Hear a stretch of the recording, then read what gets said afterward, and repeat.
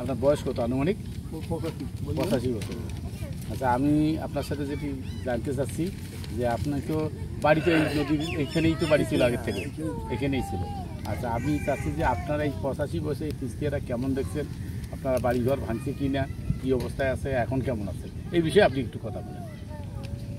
ওখানে ওই মেয়েটি আর খেয়াল আছে 58 সালে আমরা বাড়ি ভাঙি, বাড়ি ভাঙি আর পরে আর কি 58 থাকি 60 ফেলে আবার এমন বন্যা হয়ে গেল বলি একে 60 ফেলে আবার ও বাড়ি ভাঙছে আসলাম তো আজকে তোমার বাড়ি 1 মাস আসলো তোমার বাড়ি 1 মাস থাকি ভাদ্র মাস আসছি এখানে বাড়ি করছি ভাদ্র মাস কারণ করছি এই 60 সাল 70 পর্যন্ত ছিলাম 70 সালে আবার এখানে তৈরি দাও ভাঙি আবার ভাঙলো আর এই তোর সম্পূর্ণ আবার দেওয়া বলি ওখান থেকে 85 সালে আমি ওখান থেকে বাড়ি ভাঙি বাবা মারা যাওয়ার পরে বাড়ি ভাঙি তখন আমি স্কুল বাড়ি ভাঙি ওই দুটো ছিলাম রঞ্জন না দাদা এরকম 73 বলে কিনলাম ওই দুটো বাড়ি করলাম ওইগুলো থাকি আবার ওখান থেকে ভাঙি আবার ভাঙলো আবার ভাঙি আবার এখানে আসলাম তোমার বাড়ি কখন ভাঙিব ওই ভাঙনটা দিয়ে আমার বাড়ি ভাঙি চলে যাবো তখন আমি আবার আসলাম এইখানে 7-8 বছর ধরে আবার ভাঙলাম ভাঙি আসলে এই যে এইখানে এই গাছ 5 বাড়ি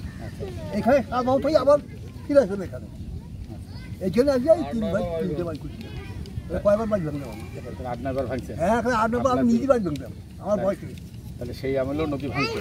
হ্যাঁ এই দুই ভাঙছে। তখনকার ভাঙন আর আজকের ভাঙের মধ্যে কোনো পার্থক্য দেখেন? পার্থক্য আছে, একটা পার্থক্য আছে আর কি এখন কমছি আর কি এখন বুঝে যায় এখন ভাঙলে আর নাই একটা এখন কি পানি কম হয়েছে এখন কমছি আর কি। আর নদীটা কি আগের মতো আগে কত ছিল নদীটা?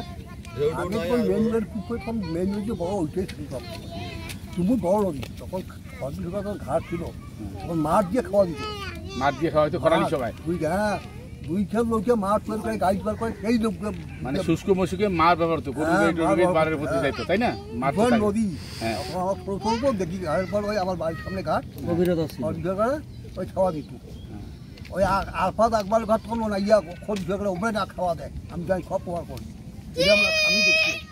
এখন কি শুষ্ক মৌসুমে নৌকা খাওয়া দেয়? হ্যাঁ এখন না 11 পানি না এখন তো খাওয়া দিলে সেই খাওয়া না বর্ষাকালে না চৈত্র মাস কার্তিক এখন হাঁটি যাওয়া যায় তখন তো হাঁটি যাওয়া যায় চলো মার ব্যবহার হতো তখন মার ব্যবহার তাহলে তখন 12 মাসে খাওয়া তখন ওই খদ্দের কাছে আবু দুবাই যে ঘাট দিল অনেক কৌশল করিয়ে খদ্দের থেকে ঘাট নেওয়া হয়েছে বহু কিছু ধরাধরি করার পর তখন আবু দুবাই ঘাট নিয়ে নিল আবু দুবাই তখন থেকে আবু দুবাই বহুদিন ঘাট পালন করে তারপর হুলুক টুলুক সব আবু দুবাই ঘাট হওয়ার পরে তখন আবু দুবাই ঘাট দিল।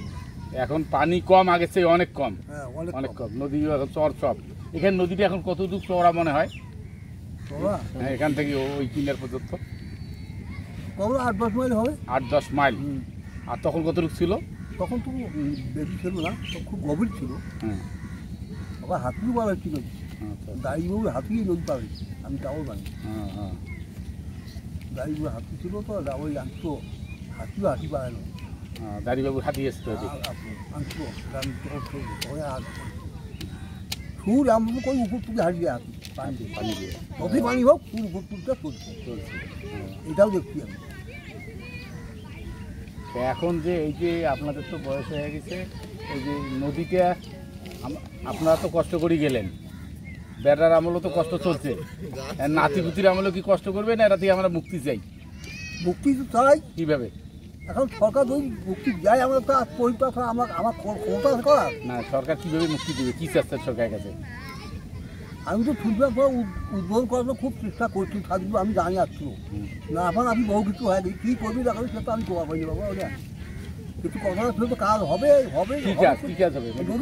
নদী খনন কাজ হবে এই যে আজ পর্যন্ত হয় খনন তো তাহলে আগের মতন গভীরতা হলে তাই অল্প পানি আমাদের সমস্যা হবে না যেমন নাতিপুতিরা ভালো থাকে ডায়রিয়া হয়ে গেল মইপুর হয়ে গেল দুটো বীজ হলো তো দেখলাম মাঝখানে একটা হওয়ার কথা ছিল এইটা কেন হয়েছিল এটা কম হয়েছে